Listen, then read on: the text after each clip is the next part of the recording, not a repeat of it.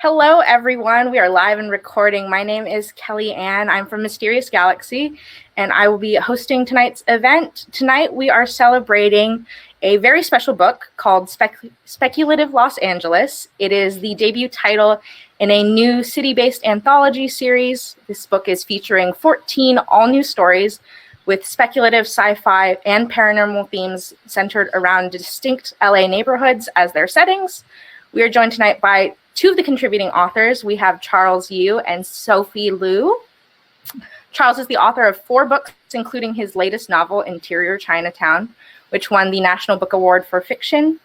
Sophie is a writer, translator, and editor whose work has appeared in Asimov's Strange Horizons and Clarkesworld. They also have a debut novella, In the Watchful City, coming out this fall.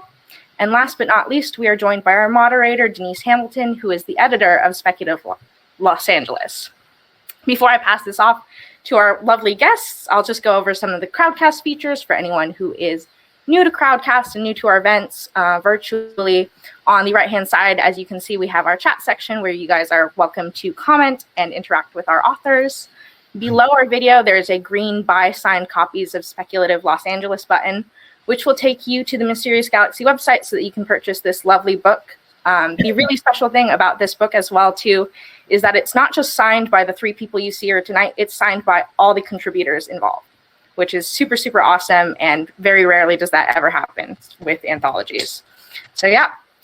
And last but not least, below that, you'll see a button that says Ask a Question. If you click on it, you can type in any questions that you have for our authors, and they will answer them in the second half of the event. So with that, I'm going to turn off my screen, and I'll see you guys at the end of the event. Have a great evening. Great, thanks. Thank you, Kellyanne. Well, welcome to both of you. So happy to be here today and to have your signatures on the book. It's so exciting to have gotten all 14 Pokemon collector or something. Got them all. Anyway, and I got to visit the different neighborhoods that some of that you wrote about, and it was it kind of stuck in traffic. I was able to kind of ponder the influence that LA has on its writers, and I wanted you both to talk about. You both grew up in LA County, suburbs of LA, very different suburbs.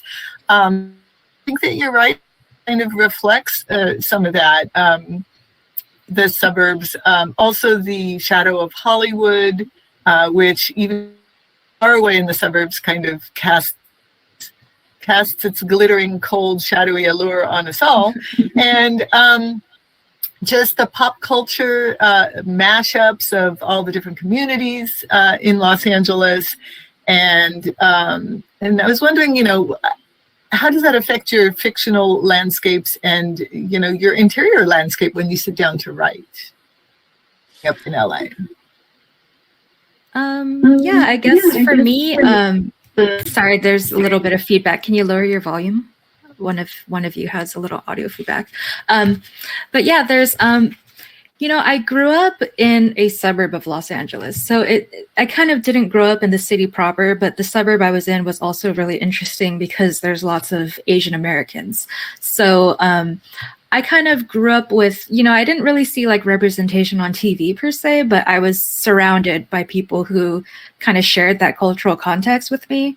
So I think in my fiction, I tend to reflect that a bit more. A lot of people kind of write about like an outsider experience, but for me, it's more like I want to highlight what I grew up with, which I didn't see as much in the books that I read. What about you, Charlie? Yeah, I grew up until high school. I grew up in West LA, in Mar Vista, and so I thought that like strip malls, like I didn't know what a tall building really looked like. Yeah. I think there's a kind of like, there just wasn't a city center to me, like I don't know how that geography might or might not have affected me, but I didn't think of LA as a place. It was just where I was from. And so it felt a little bit like everything's sort of the same. Everything's pretty, until I got a little older. and saw a city for the first time.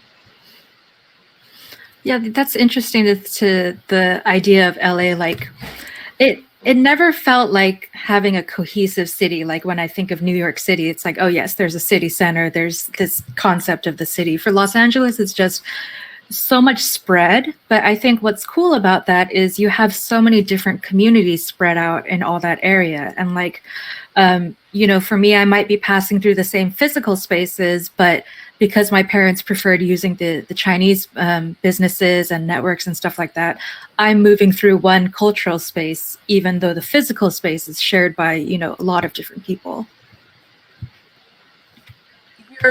Your story, also, though, there's a huge Latino influence in your story. And I know that in the San Gabriel Valley, you've got lots of different ethnic groups. And so your story isn't just set in community. It's everybody's there for the same thing. They're on this like crazy landfill in La Puente, and they're there to watch these just giant like human piloted robots battle it out, rock'em sock'em robots, and people are betting and they're drinking and they're eating and they're yelling in different languages and they're eating all their different favorite ethnic foods and drinking their favorite ethnic drinks. And it just seems extremely cinematic to me in a kind of almost Blade Runner-ish way that everything is mixed up. And the common element is people are there to party and drink and have a good time and forget their crappy reality. Yeah, I think that's a product of, again, where I grew up, because I was just thinking, there's a big collectibles meet called Frankensons that's out in like the City of Industry, kind of the Eastern LA area. And also like the Hot Topic headquarters is in the same area. And it's interesting that all these like collectibles and that chain store, they're really defining a lot of pop culture. So when I go to a lot of these kind of like Frankensons, I was just there the other day, it is really mostly people of color, and I mostly see Asian and Latino people. So that's something that, again, I didn't really see growing up. When I would watch stuff that's supposedly set in LA, and I'm like, but I don't see the people that are actually around me, so I wanted to show some of that cultural mixing, because that was just the norm for me. Yeah, I love that about your story, Sophie. I think it really captures, so much about LA, especially once you go east of downtown. But even where I grew up in West LA, my elementary and middle school, it was a much more diverse place than you see in the TV version of LA. So yeah, you just mashed it up in such a cool way. So did you, Denise, by the way. Your story is literally kind of, where does your story take place? Somewhere that's not our Los Angeles. Well, you were talking about growing up in West LA, and I remember going to Sawtelle because it was like little Japantown, and that's where you went for sushi and noodles, and Giant Robot was there, like that pop culture store, and my kids still love that place, and it was. And the gardening shops were really cool because they had different plants. And I think I don't know if West LA has gotten more white, but it certainly isn't shown. The West Side, when it is shown as being pretty white in cinema, and that's why I really appreciated both of your stories, because it took. Each story in the collection is set in a different neighborhood of LA, and the stories take you into these neighborhoods that you might think but you really don't, or you might, driven past on the freeway and not even known that these places existed. But it was so interesting to me, Charlie, because your story is called Black Hole, right? A 3-bedroom, 2-bathroom, and a black hole in Torrance, right? Did I get that right? Yeah. Anyway, and one would think that we're talking about a literal, scientific black hole phenomenon, and you'd think that if that was existing, it would be somewhere out, like in the desert. or the Angeles National Forest, where nobody, maybe somebody might stumble upon it and fall in and be gone forever. But you chose to set your story in a very kind of banal suburb. And I was wondering if you did that on purpose to show kind of, that the sci-fi, parallel universes can exist anywhere, even the places where you would least expect it.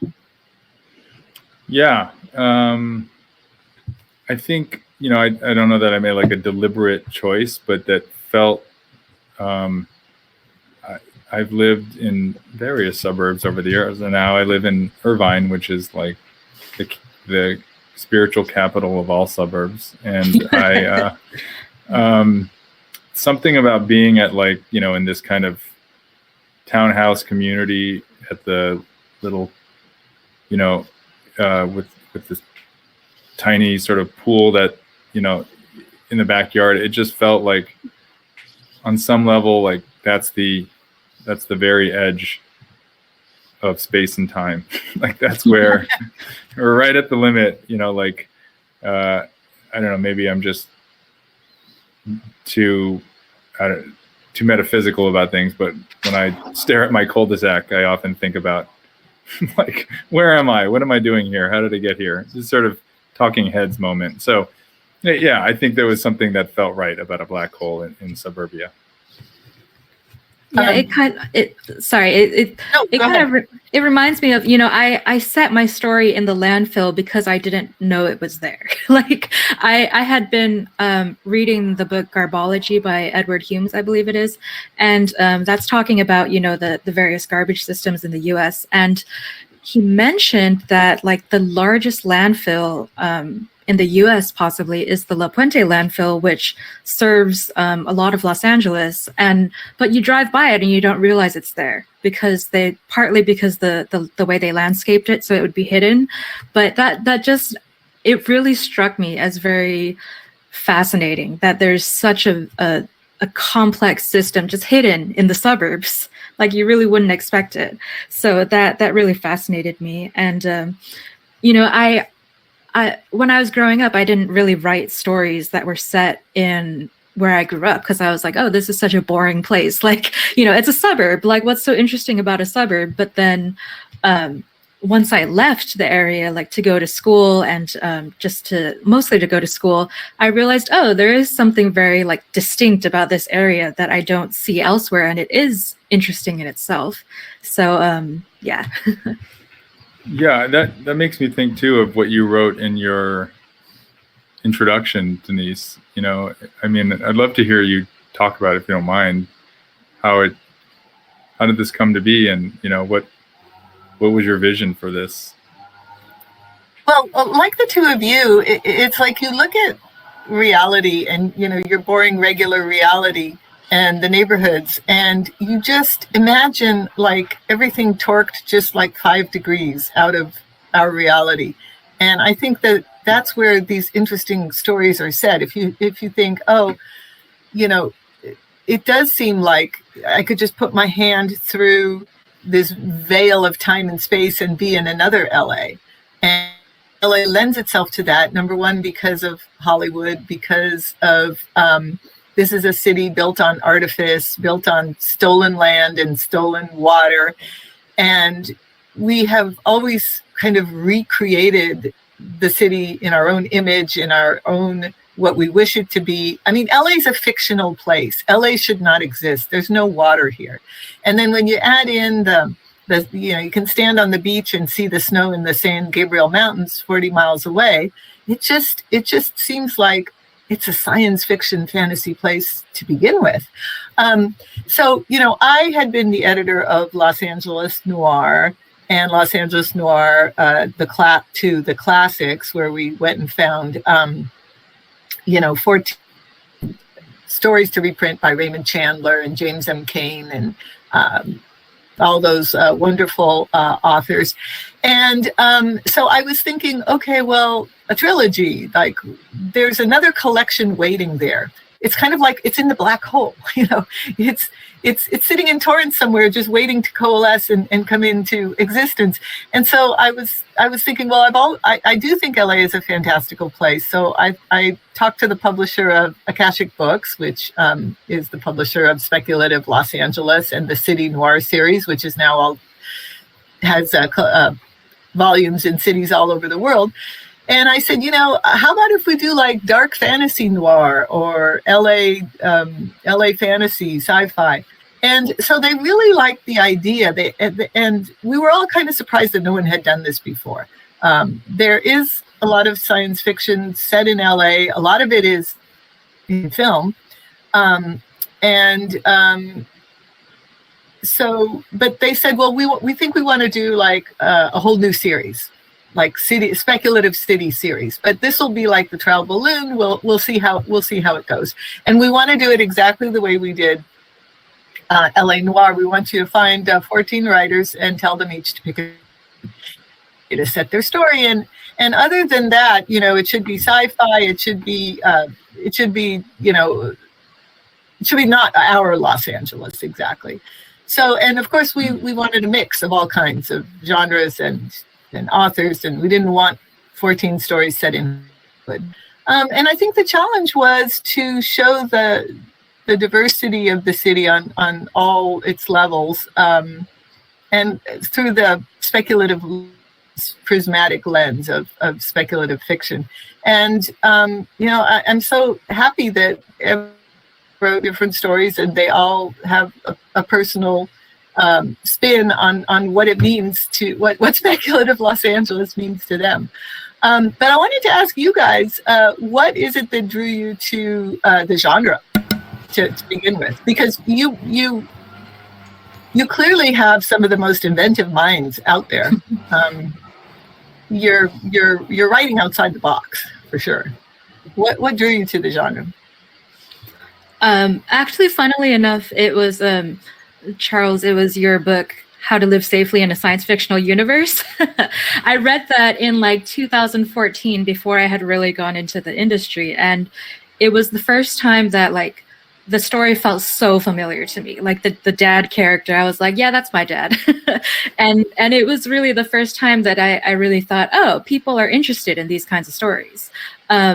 So that was, I had already started shifting to incorporating more of my background and culture into my work. But I think that, along with, seeing other successful figures like Ted Chiang, kind of got me realizing that, I can tell my own stories that are unique, and it's the uniqueness that makes it interesting. And then from there too, I particularly like speculative fiction because you can just explore so many more possibilities. Once you kind of take away that restriction of it has to be able to happen, it's like you can just imagine so much more and comment on a lot of different things. Yeah, well, that's crazy to hear that I wrote something that you read, and because I admire your writing. So the world has me to thank for Sophie's writing. You're welcome. Yes. I don't know exactly why. I from the beginning when I started writing stories 20 years ago, the ones that were interesting to me all seemed to come out with something speculative in them. They weren't always necessarily sci-fi, but they always had some twist, and a lot of them were sci-fi. I've like at times tried to unpack that a little bit and figure out why. I think one reason is I like the sentences that it makes. I just think I'm more interested in that on a word by word basis. And I think earlier Sophie said something about, or maybe it was you, Denise. One of you said something about sort of torquing things just a few percent off of reality, and I think that's just a cool perspective from which to see new things. Yeah, and speaking of that, like, my story, like, yeah, there's the speculative element of giant robots fighting each other, but there was also the subtle element of what if the Chinese Exclusion Act gets reinstated? Because when I was writing it, it was after several years actually of reading news articles about, professors at universities who are getting scrutinized for supposedly, spying for China, when it's like, no, they're just Chinese and working in this field and maybe sometimes collaborating with, Chinese, coworkers, but it's not like a spying thing. So that was kind of something that I wanted to explore, like what would the implications of that be? Because, like in the garbage book, they were saying that a lot of our garbage is shipped out to China. And so I was thinking, well, combine these two things, and if you can't ship it out to China, like what kind of technology would come about and what kind of social change would that be? So I'm really into these kinds of like thought experiments too, which I think speculative fiction gives a lot of room for. Your story was so frightening because it was so plausible. And, I feel like we dodged that bullet for now, but, you had a president who was kind of very nationalistic and stoking all of that. And I felt like you could write a whole book about your character and people around your character being forced underground, being forced to live undocumented lives. I mean, there was a parallel to me between what is happening with Latino immigrants who are forced to live underground, who can't get a driver's license, who can't go to college in many states. And I felt like you had kind of moved that into a whole other ethnic group, and just the horror of it, that how that would upend someone's life. It was, and it was a future that if you squint and have a really bad day, you could imagine coming true. So it was really food for thought. And so did you have anything to say that you wanted to say, Charles, about this whole thing, about current events? Or, I mean, your story doesn't deal with that, but I have a prepared 90-minute speech that I could begin. No, I'm sick of hearing myself talk about current events. Nobody wants to hear that. Let's talk about Sophie's story and chompers. I want to hear more about chompers. Chompers, so good. That it came from, that was another thing that I wanted to mention, the whole, like, why are my stories, speculative in particular? I think it's because not only did I grow up reading like Western sci-fi, but I watched so much anime when I was growing up. And so this concept of like the chompers and like robots duking it out, it's like a very Gundam Wing concept, so drawing from a lot of like anime that used mechas, I was like, yeah, that would be, a cool trope to explore. So again, just kind of drawing from my eclectic background. Denise, you haven't, am I allowed to turn the tables? You haven't talked about your story. Are you purposely avoiding it, or is it because you already talked about it at a different... I'm interested in hearing your stories, and, I'm the editor, so right. I don't know. My story I realized very late in writing it that it was actually a Me Too story. I didn't even I was thinking about it, but I was like, oh, wow, yeah, that must have been what in the back of my head. But I've done, I don't know why, but I'm just fascinated with the Native Americans, the indigenous people who lived here before Westerners came and before the Spanish came.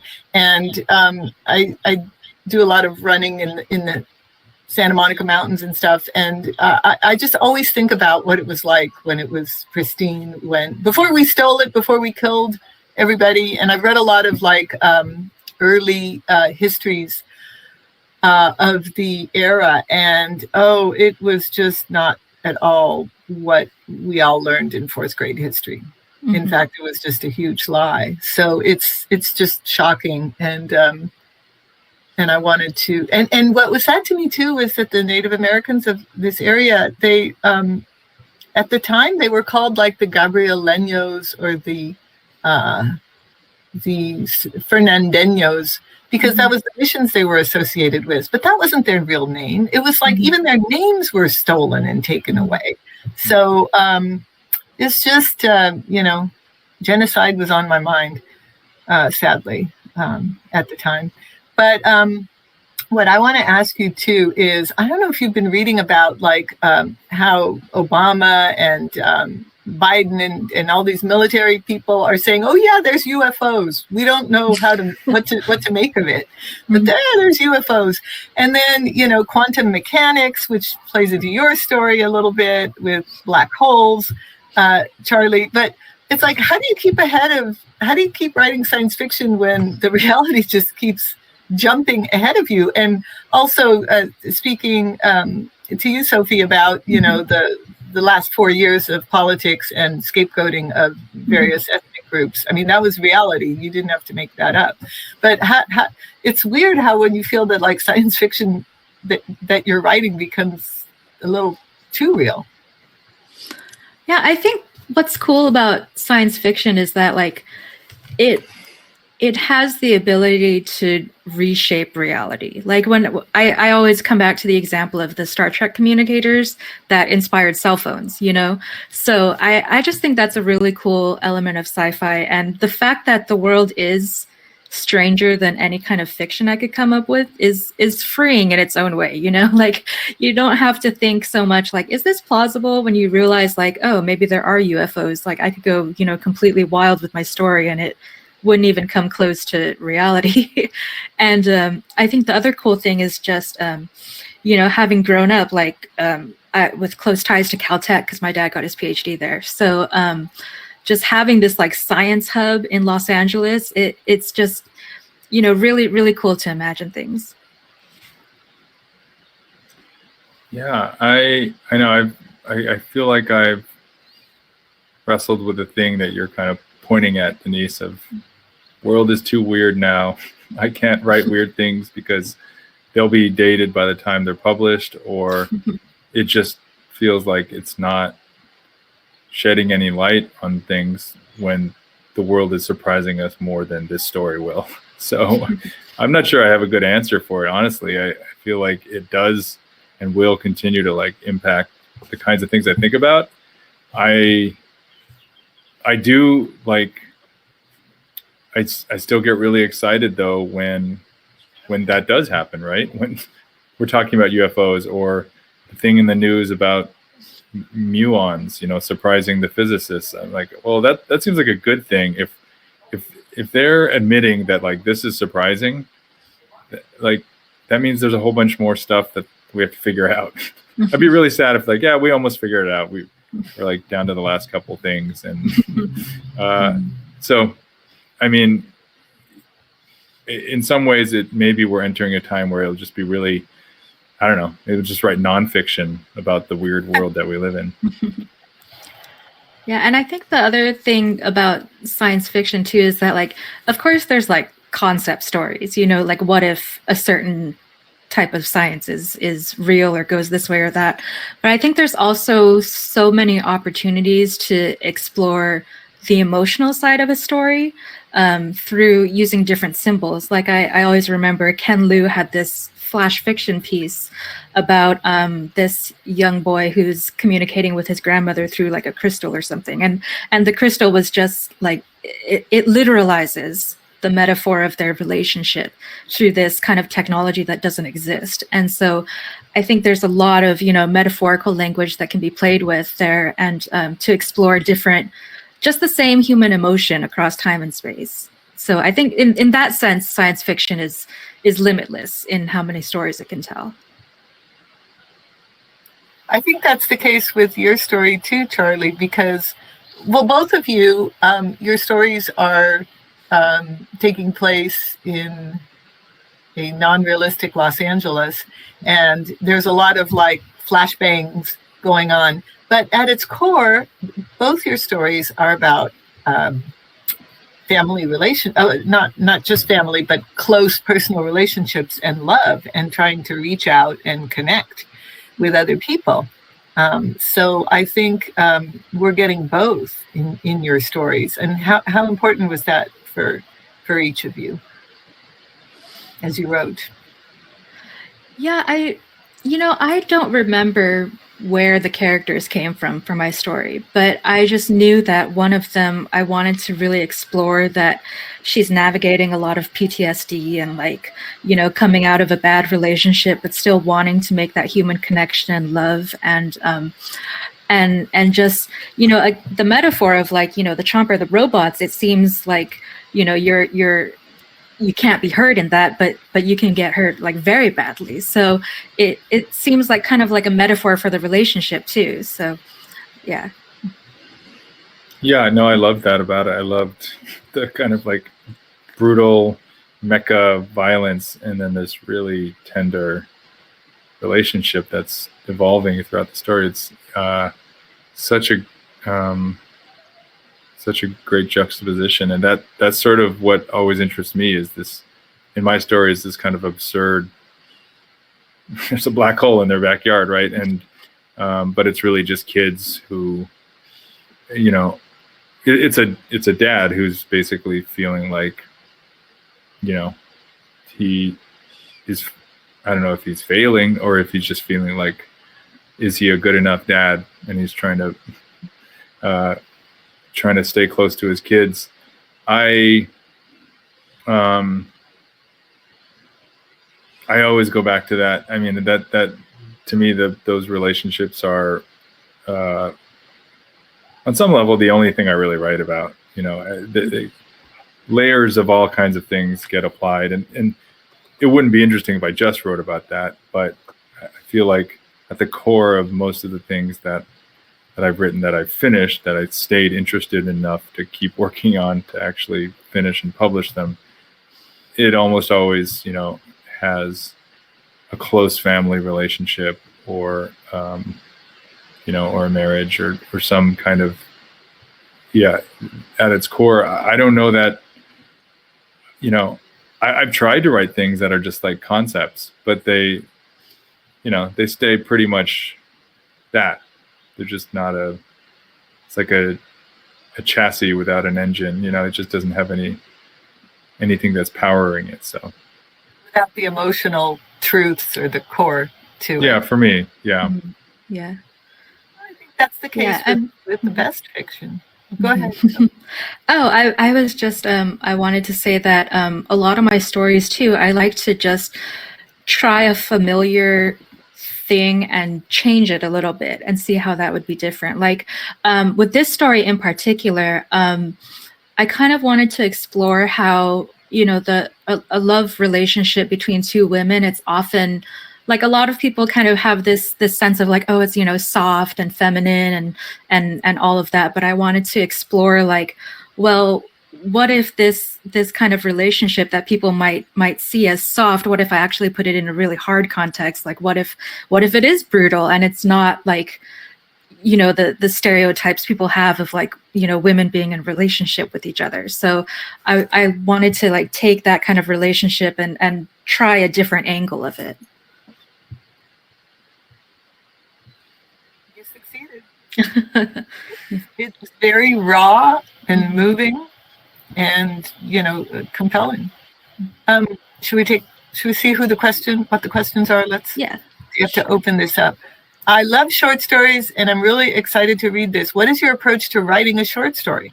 My favorite analogy is Julio Cortázar, who used a boxing analogy to say novels win by points, but short stories win by knockout. That's pretty good. Anybody? Hard to follow that. Well, what is your approach to writing short stories? Usually I have like a vague ending that I'm just barreling toward. So it's kind of like with the short story, I'm like, okay, just keep going and like don't look back until you finish the draft and see what happens. So but with the short story, I think you really only have room for like one big idea. So just kind of like paring everything down so that it serves that idea, I think. You have a lot of great big ideas in your story. I disagree. Yeah, well, I mean, maybe not big idea, but like one kind of plot line is usually fits into the short story. So, yeah. Yeah, I hadn't heard that Cortazar line. I love it. I think that's sort of a more visceral version of something that I think about. I think about like a short story a little bit like a song. You know, I've never written a song. I took piano and violin lessons when I was a kid. But I feel like there's a kind of rhythm and lyrical thing that I want to try, and then I want the song to stay in someone's head, and then I want to have it feel like at the end of it, you know, you could want to listen to it again, even though, you know, I don't really expect people to read the stories over and over again, but a lot of my favorite stories I do go back to again. So I think there's something about the structure and about just like, if you can find a way to just seal off that world and just leave it there forever, it's not at all the same thing as writing a novel. Mm-hmm. Yeah, and I haven't actually written a novel yet. I've written a novella, but not a novel. And even the novella was a lot of short stories. But one thing that I kind of do a lot in my short fiction is I can just cut between, like, jump from A to B, you know, like I feel like with a novel, you have more room to like take the winding route and, you know, do more like exposition and things like that. But when it comes to short fiction, sometimes I'm like thinking, how do I get from A to B? And I'm like, section break, move on. You know, it's a lot more like streamlined, I think. And I really like the challenge too of like fitting something into a smaller space, because then you it's kind of like laser focused, you know, everything has to serve a purpose. Yeah, you know, I've written both novels and short stories, and I think what you said about the one idea, even though I ragged you about it, I generally true that it has to be an idea that can be resolved in, you know, 20, 30 pages, that it has to be a small enough, and I don't mean small in theme, because the theme can be large, but the story has to be small enough to fit into that box of, this is the story box as opposed to the novel box. And some ideas you have just, you know, they fit better into that paradigm than into, you know, a 250, 300 page novel, that there's not enough meat on the bones to explore. But if you have a good short story, it's an entire world. Mm-hmm. It's just in miniature. It's miniaturized, I think. And I think too, like when there's a lot that's not said for a short story, you know, like with a novel, you have room to explain a lot of things. But I think when I write short stories, I tend to also focus on what can be implied instead of just written like straight on the page. Because sometimes you reach the end and it's, you know, the TV trope term is fridge horror or fridge brilliance, where like afterwards you're like, oh, that's what it was implying, like mind blown, you know.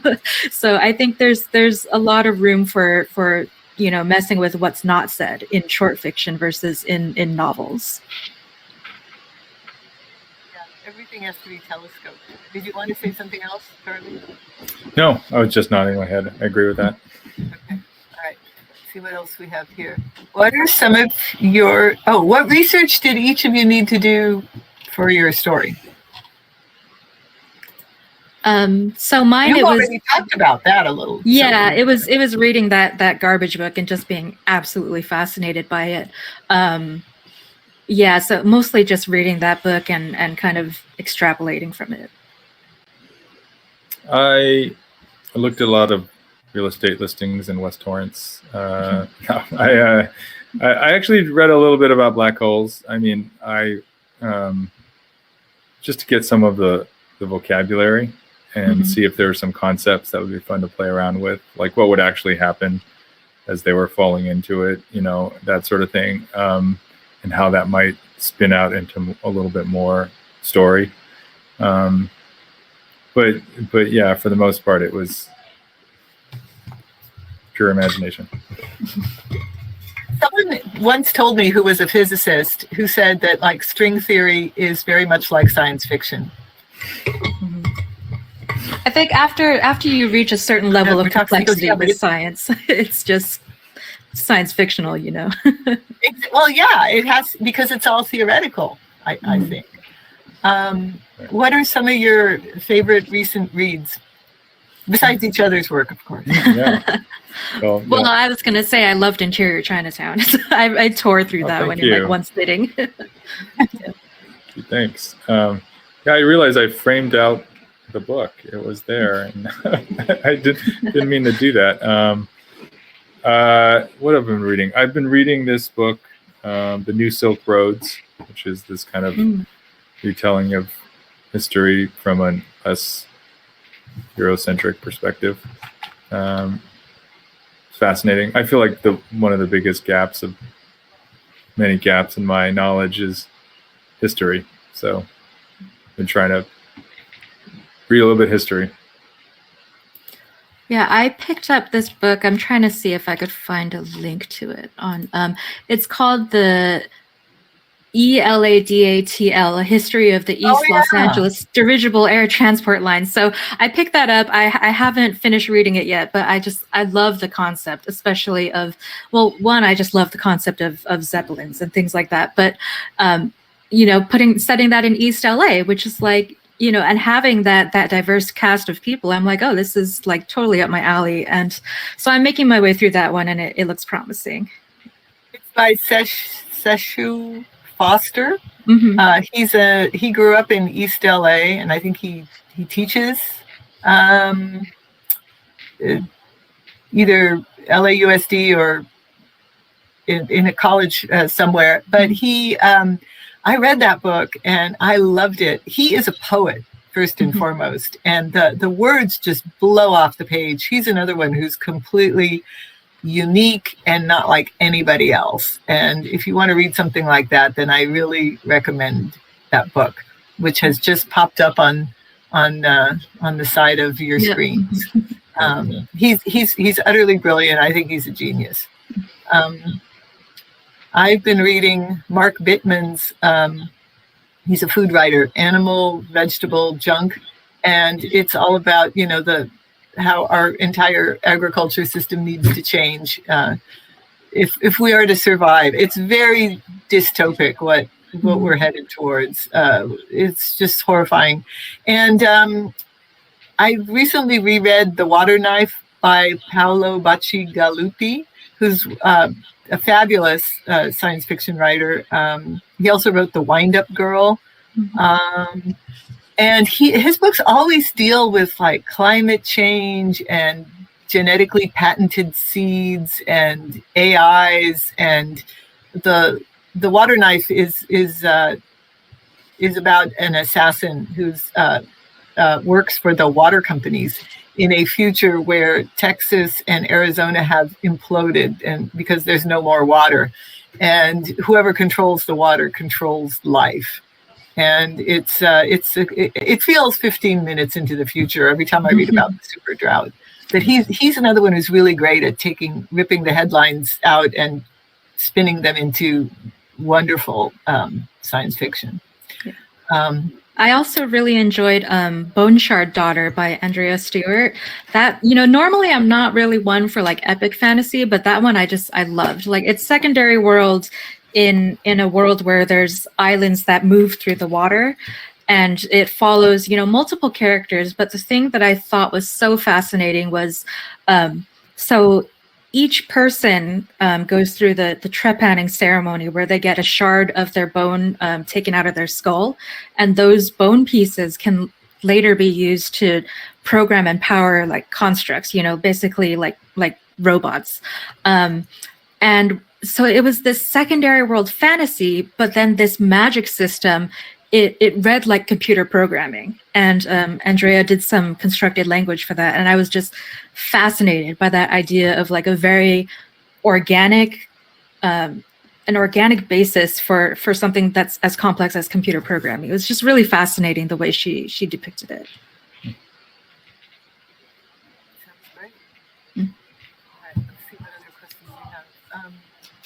You all wear a couple of different hats within the industry. Do you have a preference for writing short fiction versus novels, editing, or translating? I think for me, it just depends on what kind of headspace I'm in.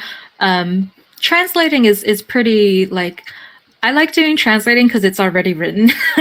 So, I don't have to do the figuring out of how to get the story, done and out there. It's just a completely different creative mind space. It's almost like writing and editing combined. But yeah, I think each of the different skills, it requires a different mindset. So I like to switch off between them, really.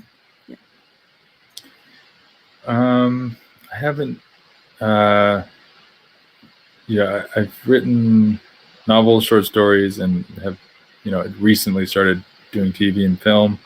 I mean, I think the thing I still love to do the most is write a short story. One, because you can finish it in a relatively reasonable amount of time, even if that's, I've had stories where I either never finished it or picked it up after years and then finished it. But for the most part, story starts and finishes for me within a year, and I can think about it and think about finishing it. All the other stuff just drags on forever. So yeah, and I think for some of the reasons we were talking about before, for the short story, you can at least pretend for a little while that you might just write that perfect thing, like that. It might be exactly what you want, and it might just sing. With a novel, I don't know, pretty early on, it just feels like, well, that's not realistic. I just got to get through this. So, yeah. Well, I hope you keep getting. You've got a lot to say. Another question is, what was the hardest part of putting together the anthology? And I think it was just finding the right mix of authors, neighborhoods, voices, genres, and I'm pretty pleased with the way it turned out. You kind of throw everything out there and wait for stuff to come back and hope that everyone's gonna hit the right notes, that you all did. So it was fabulous, and I thank you. I wanted to, another question is, what are some non-speculative parts of LA that you think people should know about? Your favorite secret non-speculative. I mean, I guess it's not so much a secret as, what I was mentioning earlier about how you can share the same physical space but navigate different cultural spaces. I just think it's really cool that in Los Angeles, you can go from the San Gabriel where everything's in Chinese or Vietnamese, and you drive like 15 minutes and you're in Glendale where everything's like Armenian, like you can do so much travel like culturally in such a compressed area, and you can really like immerse yourself in these different enclaves, and you can just find all these pockets where people are just speaking completely different languages, and just throw yourself into a community that you might not have any connection with. And it's just really cool how you can explore like one geographical area with so many different like enclaves and cultures. Yeah, that's Sophie really said it. I think that's one thing that I did start to appreciate as I got older and could drive around.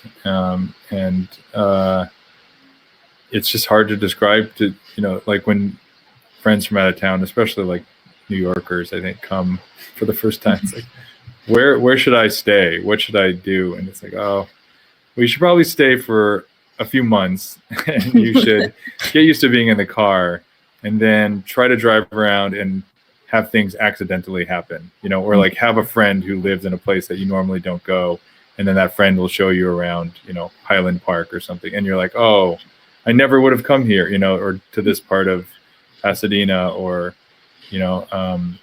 or Arcadia, or what, just like who's gonna drive to whatever it is, 88 different, neighborhoods or whatever it is. So yeah, that's the thing I really love about it. Is even the three of us who are native Angelinos, I think, are still constantly discovering new things about the city, new layers, maybe things that were there last time we drove past are no longer there. You know, that's also really weird.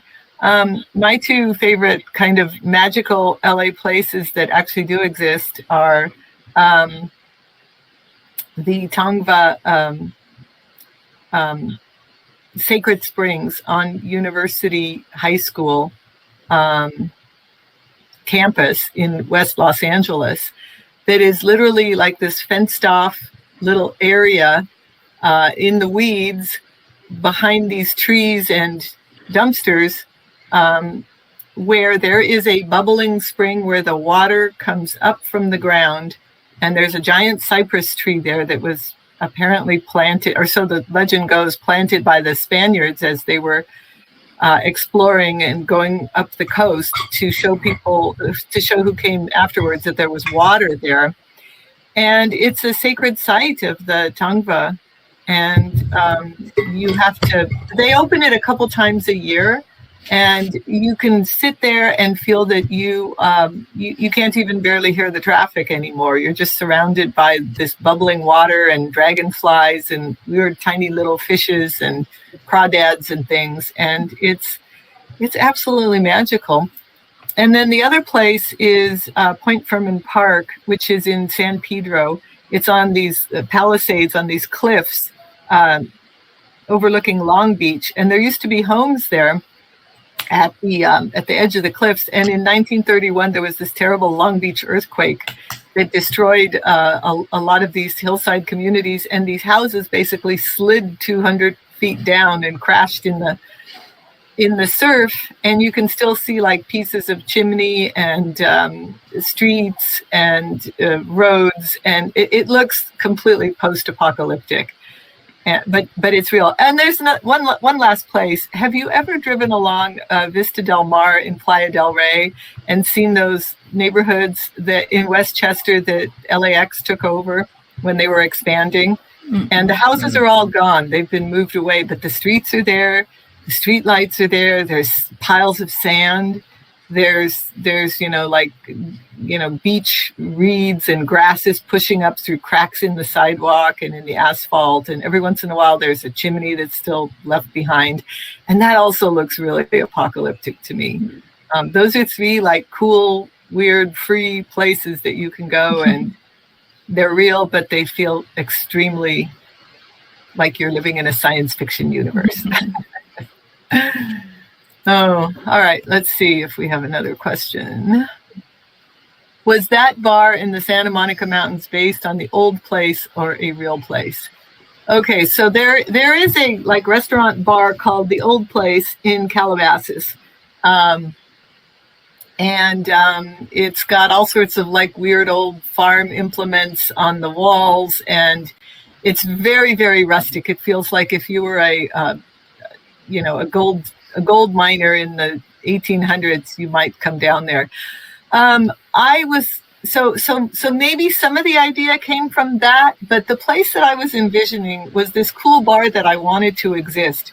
That doesn't. That would be located somewhere hidden up in the Santa Monica Mountains, like on the side of a hillside. And it would be kind of hidden away, and you'd have to like know somebody who knew somebody who would take you hiking. You'd have to hike up to it because it was off a dirt trail, but you could also ride horses to it. And it would be a place where time kind of moved in and pooled in weird ways, and kind of realities overlapped and histories overlapped. And so it was more, I think, a place that I wanted to exist. And so I had to dream it and write it into being. And Sophie, I totally want to go to that place you created. I want to buy a ticket and buy churros and go gamble with the oldsters and cheer on my Mecca of choice. I mean, that if that doesn't exist, it should. I did take some inspiration too from car hop contests. If you've seen like those cars on hydraulics and they do all the wild hopping, like I kind of took some of the atmosphere from watching videos of that, and that definitely goes on a lot through LA. Though I think it's not as announced though. It seems more spontaneous. Yeah. Well, that was definitely a world I wanted to visit. Yeah. Well, I think we've answered the questions, and wanted to thank you both and Mysterious Galaxy for hosting us, and hope you all buy a book and enjoy the stories in them. Mm-hmm. Yeah, thank you everyone so much for coming. Hope you guys enjoyed our evening and our panelists. We had a really great discussion going, and that little bit at the end, Denise, I would love to go to a bar like that and like ride a horse up that into a hidden bar. There's lots of cool hidden bar culture in both San Diego and LA. That's like something that our cities share in common. So yeah, just want to remind everyone in the audience again, thank you so much for coming. And if you haven't already, there's that green button below our video that says buy and sign copies of Speculative Los Angeles. And just one more reminder for everyone out there, it's signed by all the contributors. So everyone who has a story, and Denise, our editor, has signed that. So that's really awesome. And Denise, I don't know if she mentioned while we were live, actually drove around and like got these books signed by everyone. So big round of applause to Denise. Thank you so much for doing that. Yeah. And with that, have a good night, everyone, and we'll see you next time. Great. Thank Thanks you. so much. Thanks, everyone. Good night.